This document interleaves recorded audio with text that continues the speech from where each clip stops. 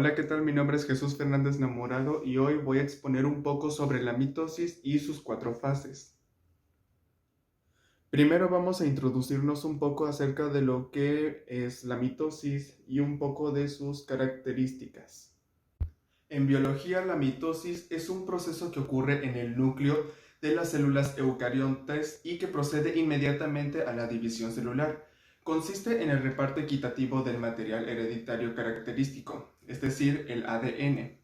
Este tipo de división ocurre en las células somáticas y normalmente concluye con la formación de 2 núcleos, a lo cual se le llama cariocinesis, seguido de otro proceso que es independiente de la mitosis, que consiste en la separación del citoplasma, a lo cual se le llama citocinesis, para así poder formar 2 células hijas. Una vez mencionado lo anterior, vamos a proceder por la primera fase de este proceso que se le denomina profase. En la profase se produce la condensación del material genético ADN para formar unas estructuras altamente organizadas que son los cromosomas. Como el material genético se ha duplicado previamente durante la fase S de la interfase, los cromosomas replicados están formados por 2 cromátidas, unidas a través del centrómero por moléculas de cohesinas. Uno de los hechos más tempranos de la profase en las células animales es la duplicación del centrosoma. Los 2 centrosomas hijos, cada uno con 2 centriolos, migran entonces hacia extremos opuestos de la célula. Los centrosomas actúan como centros organizadores de unas estructuras fibrosas, que son los microtúbulos, controlando su formación mediante la polimerización de tubulina soluble. De esta forma, el uso de una célula mitótica tiene 2 polos que emanan microtúbulos. En la profase tardía desaparece el nucleolo y se desorganiza la envoltura nuclear. De ahí procedemos a la segunda fase que se le denomina metafase.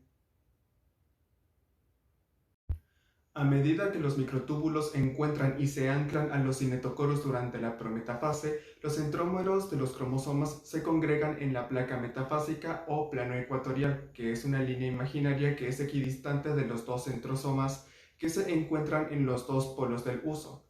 Este alineamiento equilibrado en la línea media del uso se debe a las fuerzas iguales y opuestas que se generan por los cinetocoros hermanos.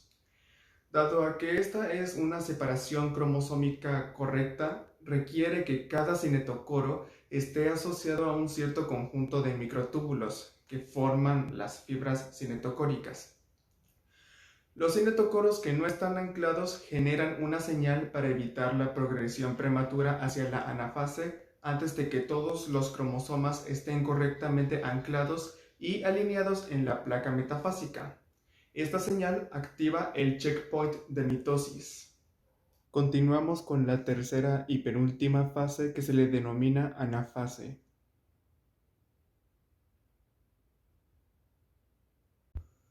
Cuando los cromosomas están correctamente anclados a los microtúbulos del uso y alineados en la placa metafásica, la célula procede a entrar en anafase, que es la fase crucial de la mitosis porque en ella se realiza la distribución de las 2 copias de la información genética original.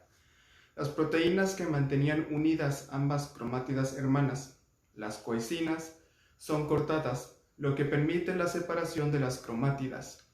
Estas cromátidas hermanas, que ahora son cromosomas hermanos diferentes, son separados por los microtúbulos anclados a sus cinetocoros al desensamblarse, dirigiéndose hacia los centrosomas respectivos. A continuación, los microtúbulos no asociados a cinetocoros se alargan, empujando a los centrosomas y al conjunto de cromosomas que tienen asociados hacia los extremos opuestos de la célula. Este movimiento parece estar generado por el rápido ensamblaje de los microtúbulos. Estos 2 estados se denominan a veces anafase temprana A y anafase tardía B. La anafase temprana viene definida por la separación de cromátidas hermanas, mientras que la tardía por la elongación de los microtúbulos que produce la separación de los centrosomas. Al final de la anafase, la célula ha conseguido separar 2 juegos idénticos de material genético en 2 grupos definidos, cada uno alrededor de un centrosoma. Finalmente concluimos con la cuarta y última fase que se denomina telofase.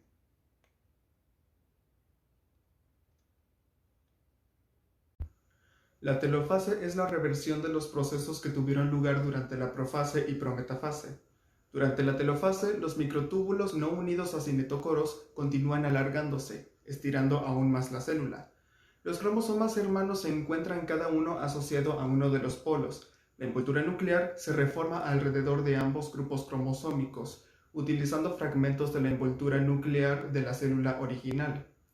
Ambos juegos de cromosomas, ahora formando dos nuevos núcleos, se descondensan de nuevo en cromatina. La cariocinesis ha terminado, pero la división celular aún no está completa. Si a continuación no se produce la citocinesis, entonces se originará una célula binucleada. La polinucleación en los tejidos de muchos organismos es un proceso genéticamente programado de citodiferenciación y desarrollo. El siguiente paso es la citocinesis. Generalmente aparece en secuencia inmediata al terminar la cariocinesis. Y bueno, así concluye este video informativo. Espero que les haya gustado y les sea útil en algo. Por mi parte, eso sería todo. Muchas gracias y buenas tardes.